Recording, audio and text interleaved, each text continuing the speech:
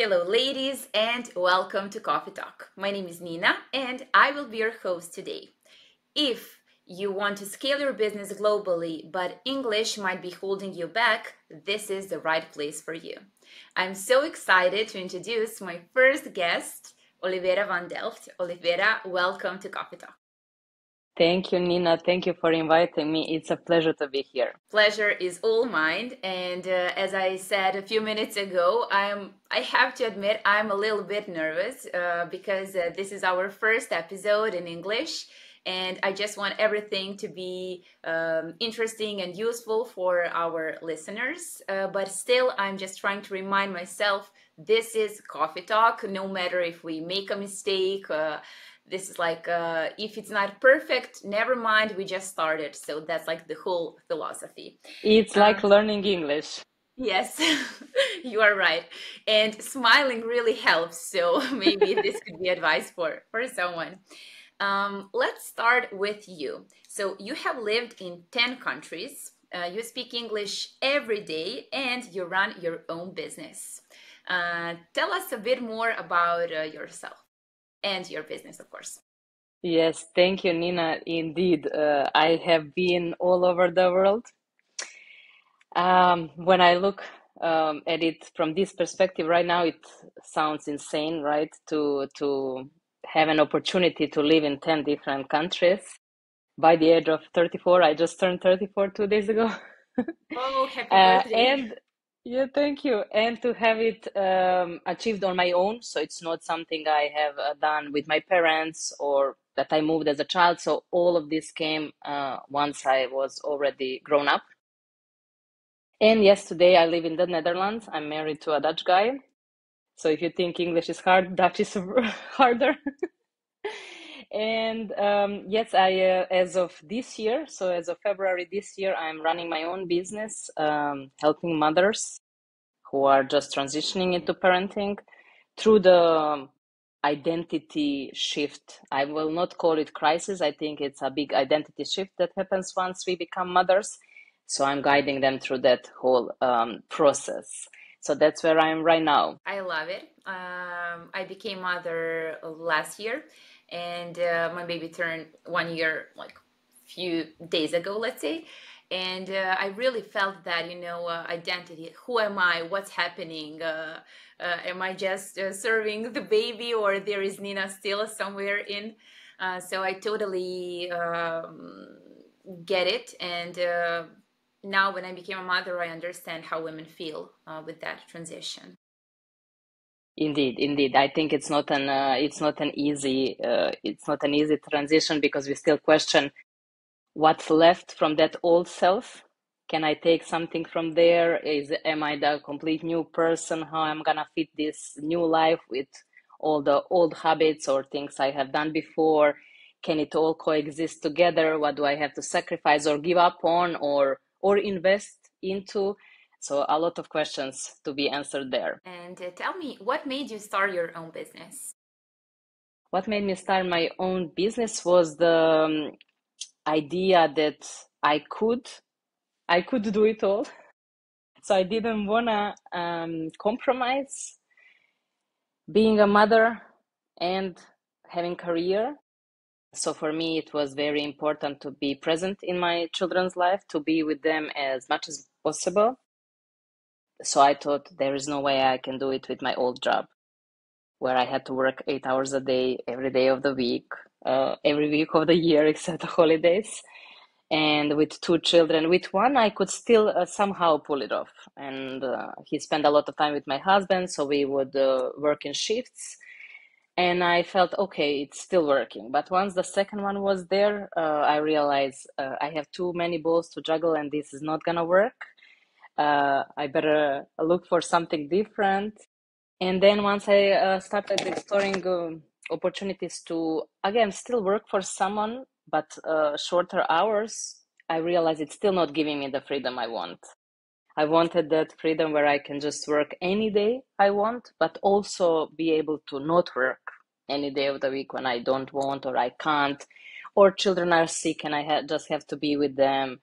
And that's where I realized it has to be something that I start and create on my own. under my own terms. And what did you do before? Like, what was your primary job? Yes, so for 10 years I've been business consultant. I worked for a global logistic company, the biggest one in the industry. So it's a Fortune 100 company. It's one of the conglomerates. Yeah, right. One of the biggest companies that there is, 500,000 employees. And I held a senior role on a regional level. So I was overlooking all the process improvements within Europe. So all the European countries, not EU, but all the European countries. So I had that was one of the reasons why I moved so much. So every project I would have to relocate to a different country, and sometimes it took 6 months, sometimes it took 1 year, 2 years. Longest I've been somewhere was in the UK, so I spent 2 years in the UK. But I also lived in Greece for half a year, Austria half a year, Hungary, Germany, Belgium for a year. So a lot of movement for those projects. So I had to do all this messy work that no one wants to do. So, well, when there are KPIs, how countries are performing, and then there is this bad child, the ones that are doing the worst. That's where I would come in and be sent to that country to fix the issue. Sounds Let's call fun. it like that. Yes. So they would say, yeah, they are not doing well, and they need some help. So it was a very interesting job because it would work wonderful if you go to a location where they say, yes, we need help, please help us. We have no idea what to do here. And it would be really challenging if I would go to a place and they say, no, we don't want you. Why did you come here? We are doing just fine. I do this 30 years of my life. What are you gonna tell me? Um, Quite a challenging job, but I loved it. And I can see a lot of parallels with parenting right now, especially working with mothers. If you come with this mindset, I need help, I'm struggling, I have no idea what's going on here, I got these children and my whole life turned upside down, please help me. You are so much more open for the change. And if you say, no, I don't need help. All these women raised children before me. What are you gonna tell me? You have kids 4 years. um, then yeah, the change is not that easy, right? So you use your huge experience and implemented it in your own business, working Right. with moms. Yes. Yes. I can see. I mean, I think that's how the whole life works. Like everything you do, it's never wasted. Even if you completely transition to a new field, you can always find the parallels and pull out some knowledge or some experience or some lessons from before and implement it into something new, even if the fields are completely different. I remember once when I met you for the first time, you were telling your five dominoes, and Yes. this was related to your ancestors. And I Yes. remember I cried when I heard the story. So maybe if you would like to share like one part of Bits the and story. pieces. Yes. Yes. Maybe I go really far in the past. So World War II, my great grandfather died during the World War II, and my great grandmother stayed alone, and she was at that time 20, 21 year old. She had a 1 year old baby and a 2 year old child, so really small kids. That's my grandfather and his brother. And she, yeah, stayed alone, without job at that time, without any education. She has never finished school. She never knew how to write or read. So she had to raise them all by herself. But that brought, yeah, to her an insane strength that she didn't even know she had at the time, but she had to pull it off. And it somehow that feminine energy entered our family in a way that uh, a lot of people at that time, it was really normal for them to raise kids by beating them or shouting at them, yelling at them, that harsh way of parenting. But my grandfather was spare of it. And we are talking about 1945 and 1950s, 60s. So really the time where it was not that common. So by the time my father was born, and his brother, they were raised in a completely different way than everyone around them. And by the time I was born in 90s, so 1991, I came to the picture. I was already in the family where generational cycle of trauma was broken way before, let's say 2 or 3 generations before me, which means that my family was very open for just allowing a child to be. They would just let me play, do whatever I like to do. They would always say, you can be whatever you want to be. You can succeed in anything you put your mind into. Go, travel, see the world, explore everything. They would always give us a lot of responsibility. So like trust us that we can do the hard parts ourselves. One of the funniest stories that my grandfather let my sister ride a horse when she was 9 years old for 5 kilometers. He went with her to the city and well to the center of the village where they live, and he stayed there with some friends that he met, and he put my sister on the horse and told her, yeah, you can go back alone home. So by the time she came home, my mother was mortified, saying, how did you ride a horse? You don't even know how to ride a horse, and you're 9 years old, and the center of the village is like 5 kilometers away. But she managed, and I think we carry that a lot with us, like, look how capable I am, look how yeah, I can do it, and I have people believing in me, saying yes, you can do it. So it's not just that they say no, you are too small for it, or it's not possible to be done, or you're gonna fall, you're gonna break a leg, you're gonna screw up something. No, it was all the opposite. So by the time I became mother and entered this world, right, of motherhood, and saw the struggles of other mothers, and yeah, the way they are raising their children, I realized that's my strength. I know what it means to not have these generational traumas, and not just not to have them by my mother breaking them or my father breaking them, but for them being broken few generations earlier. So I know what it means when you have generational, I call them blessings, generational blessings in your family for a couple of generations. Like, everyone mindset is wired differently.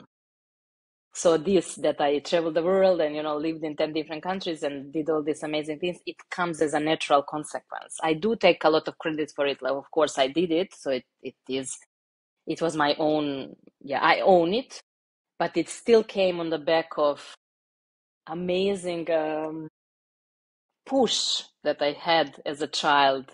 When everyone else was breaking and putting the leg in front of their kids, my ones were lifting them and saying, you can do it, go out there, conquer the world. The world is your oyster. Instead So of that's trauma, you got a blessing. indeed, and I get generational blessings. So I want now it's my time to give it back. And of course, I'll give it back to my kids. That's a given.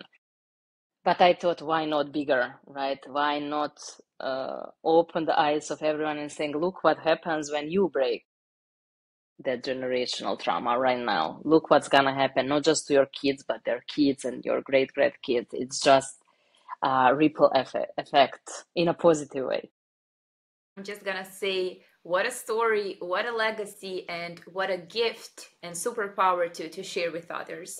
And usually, in many cases, women start their business to run away from something, like from a bad place, maybe, or like to protect themselves. But as I can hear, you did it from something like from a wonderful place, let's say. And Indeed, it gives me chills.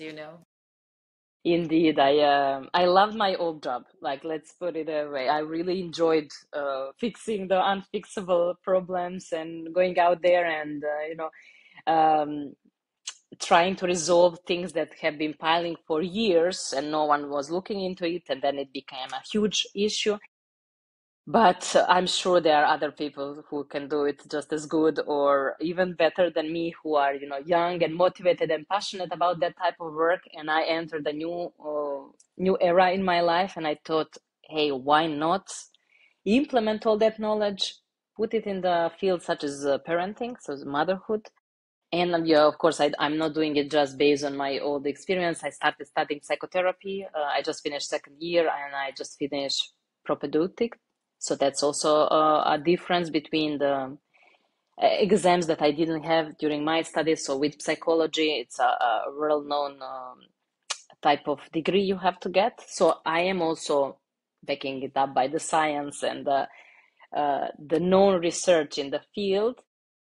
But I have the experience to say, yes, it's working. And I think it's a very different way of studying psychology and psychotherapy and entering that field than just doing it while you have not experienced it yourself. It cannot click as easy to understand, aha, if I really do this, it's gonna work one day. But I know it. I can say for certain, if you do the hard work now, it's gonna work. And I am the proof of it, and my family is the proof of it. I see it's working, but you have to do the hard work. Like someone has to do the hard work. We cannot skip that part, but the results are coming. And as you said, like you are the Yeah. proof. And I like that idea of combining experience and scientific research and information and everything that you can learn, let's say, with official education. How has your business changed since day one? This one I would really like to know because I know the story that you just started, and let's see what happens. Yes. I would like to hear how are the things now. Yes, so I have that right from my family, like just play and see what happens. It runs in my blood. So I started business the same way, thinking, okay, I'm just gonna go out there, launch things, do things, and let's see how it happens. And it happened immediately. So I didn't have a bad lunch yet. So it's gonna strike me one day, but I also know it's normal. So I'm not scared of it, but it didn't happen so far. How it has happened, how it has changed, because I'm just in it for maybe 3, 4 months. Well, 4, 5 months now. Um, I have already started seeing things I like to do more and things I don't like to do as much, or things I like to do, but I see that they are taking a lot of energy, and I'm thinking, okay, there must be a better way that I can do this, or maybe get some help, or that someone does it who likes it more than me, certain, parts of the job. I also realize I love doing one-on-one work, so I really like working with people one-on-one, but at the same time, it's a very time-consuming um, type, which means I have limited number of hours I can work with people, while group work is allowing me to work with more people simultaneously, and they can pull out from each other experiences, certain things that I don't have. I have never lived through them. I don't know what it is, but when someone brings it in the group, there are other people immediately learning from it. So it's not just me facilitating or being the one that brings the value to the group, but they do it to each other. So I can see a lot of value in the group work. And I think moving forward, I will try to introduce it more, and maybe have more groups, or more groups with relation to different topics, rather than focusing so much on one-to-one work. And I already have ideas how to expand this and do some other things, but it's coming. So I cannot do the hard launch immediately right now, but in a few days I might have an announcement on the new thing that I'm gonna be doing. Okay, good luck with that, and I can't wait to see. I have something like similar as you do. I prefer individual classes or sessions or individual work, but when I realized the power of the group and how that teacher or educator is no longer number one, actually the group is the one that brings more value. I decided to start working more uh, like that, and also I decided to join some courses and educations, no longer individual but group work. And I think it can really bring a lot of value because we can never imagine what other people are going through, and their experience and opinions are something that can just open up the others too. and give them the And practice. it takes the tension out of participants because they don't feel so intimidated, because right now like they maybe see you, oh my god, she must be knowing English the best in the world, or she's amazing, how can I even speak to her. But when it's group, they feel, look, they are also other with all stages of knowledge or something, and it a little bit opens the group to the idea of sharing as opposed to just being intimidated by the facilitator. And you mentioned English, so we are Yes. almost at the end of our time. Let's speak just a little bit about English. As I can hear, you speak English, and as I said, every day you live abroad. Can you tell us a little bit about your journey, and if you have some advice for women who block, who are afraid, who freeze when they are about to speak, even though they can speak? Yes. So I mentioned you once before that English was not my favorite subject in school. It was definitely not in the top five, seven. So I never enjoyed English as a child during schooling. But I always wanted to move, right? I wanted to travel. I wanted to live abroad. I wanted to study abroad. And then I thought, yes, I have to do it somehow. I cannot avoid it and expect all these other things to happen. And I see it is building a muscle. Like you cannot avoid working out and expect it to happen. So you have to, like I said it also earlier, you have to do the hard work. Like someone has to do somewhere hard work for you to see the results. So I thought, okay, I will just expose myself, go out there and see what happens. So I applied to study abroad, or let's say first it was an exchange program. At first year of the university, I applied all over the place. I was rejected many times. So I think that's first advice. You're gonna be rejected, but you should not take it personal. Say, that must be because my bad English, or I'm the worst, I should not do this. You can just keep applying. So I kept applying, and eventually I landed an exchange in Turkey. I went to Turkey, and at the time I was first year of university, I already had exams. From English one, I got 7, which is right. It's in our system of grades, is the second worst grade you can get. There is 8, 9, 10, but I got 7, so just bare minimum. I went to Turkey, and first thing I realized, well, I didn't know how good or bad my English was. At the university, they said 7 for the first exam I had. But then over there, everyone's saying, wow, your English is amazing. How can you speak so well? And I thought, right, my English is maybe not good compared to the environment in which I am, but when I put myself in a different environment, it's awesome because they speak even less than me. So they were really impressed by my English. And that's also where I realized it's not just about your knowledge, it's also the environment in which you are. If you put yourself somewhere different, you gonna be on a different scale. So by the time I went back, which was just a couple of months later, I had the exam, which was English 2 at the university, and I got 10.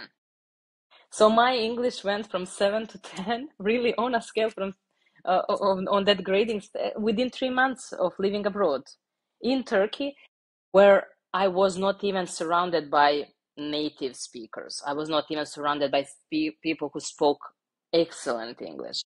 The only difference was I had to use it every day, which means I had to put the effort to, like, say, I need to buy bread, and can you help me find this street? So I had to practice all these day-to-day things, and my English improved even in an environment which was not right an English speaking environment. Second time I went abroad, I put myself further. I said, okay, let's try now going, a step further. I applied for scholarships, and I landed a scholarship in the US, so in Florida.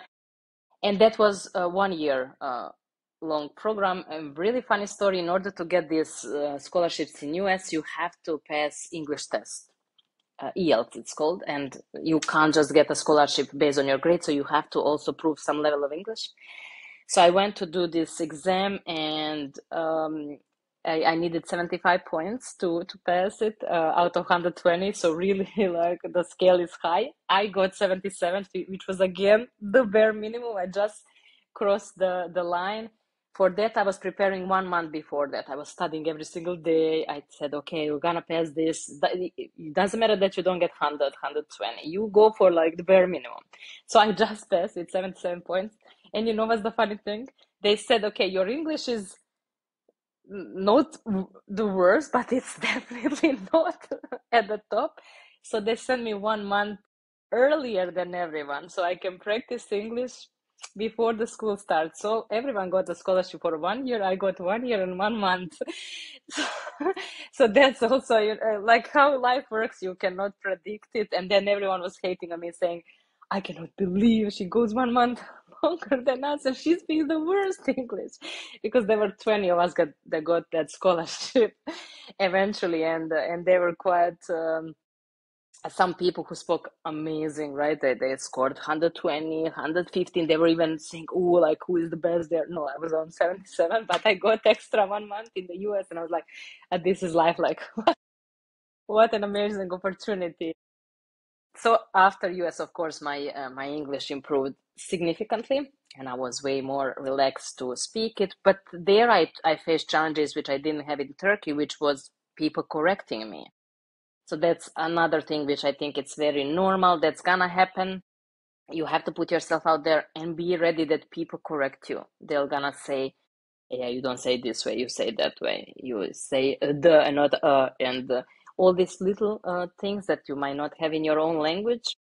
So instead of saying, this is not for me, I should never do this, I'm quitting and going back home. Or if you work in English and saying, I can never get these clients because my English is not good enough, you just keep going, right? They correct you, say, thank you for your feedback. I appreciate it. I'll try better next day. Yeah, but this is the way how we learn, like mistakes and corrections. And I know that many people are terrified of making a mistake in English, but this is something you must do. Like it's not possible to learn without that, like everything in life, as when we are babies. So I would like to send this message. Please, ladies, just make mistakes as much as possible, and it's gonna be better. And sometimes, as you said, it's good to be bad at English. You can never know what you will gain. Like 1 month. Indeed. Indeed. Olivera, our last question to like conclude this business coffee talk. Maybe I was thinking like what to ask you, and for you, definitely, if you could give one piece of advice to your younger self, just starting out, what would it be? Um, uh, don't be afraid to be uncomfortable. Don't run away from everything that triggers you, but take the time to reflect. Why am I so bothered by this? Why am I so triggered by this person? Is it because they are that bad, or because they are doing or having or being something that I'm not yet, and it triggers me that they can do it but I can't yet? Because very often that's where the devil is in the detail, and it's not that they trigger us because they do something that is not good, but because they do something that is uh, good. Actually, they are so good at something that we are bothered that we are not there yet.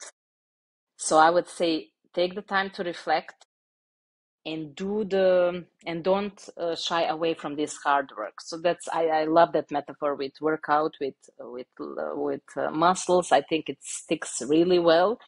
With mental things, it's the exact same thing. It has to hurt before you see the outcome, before there is any result. Because if you every time stop, the moment it hurts you a little bit in the gym, you will never see the muscle, because that's only when the warm-ups that's when the warm-up finish, and then the hard work starts, or the actual work starts. And it's the exact same thing with everything we go through.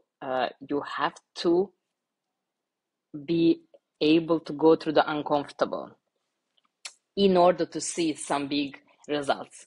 In work environment, that would mean these rejections, for example. So I applied enormous a number of time for scholarship. to study abroad. Like that US, I shortened the story. I got it, but that was the 40th scholarship I applied for. So that means 38, like I think 39, the one I got, but 38 times before that, I would get a letter which says, sorry, you don't get these scholarships. You are not that good. And that you don't say, I am not good overall. It's just, I'm not good for this one. But they are other. So I'll keep going, I'll keep pushing until I am good for something and I know it. So it's gonna happen for me eventually. But if you keep, and you're gonna improve, in between the first one and the 39th, I kept improving the CV, I kept improving the letter, I kept improving my interviews with the ones that where I had interviews and got rejected. So I said, okay, the next interview I'll do better, next interview I'll do better. And it's the same later in, let's say, if you go for a corporate life or if you start your own business, you will constantly fail. You'll constantly make mistakes. So don't say I'm not for this or this is too hard or I can't do it, but just find constant examples of women who do it and say, let me go out there and ask her, how is she doing it? How is she not quitting with there are some women having business and 5 children. And you think, okay, if she can have a business and 5 children, probably instead of being triggered by her, I shall go and ask her, how are you doing it? Let me see.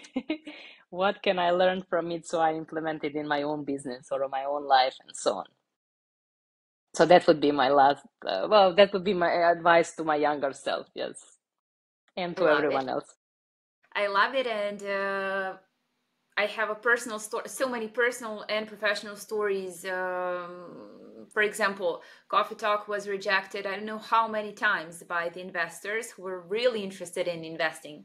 And then I did it myself. I built the platform myself. And if you asked me a few years ago, like, it wasn't possible at all, but still it gave me the power, control, and show me like how big the potential is and what I'm capable of doing. So it can be implied for everything we do. And as you said, embrace the pain, the triggers, the uncomfortable. It's really where we grow. Yes, indeed, it's the way. Thank you, Olivera, so much for this business coffee talk. That's it for today, ladies. I hope you enjoyed as much as I did. And don't be shy, come say hi on Instagram, Her Business Coffee Talk, and see how we can help you grow your business and your English. Until the next episode, let's coffee talk. Thank you.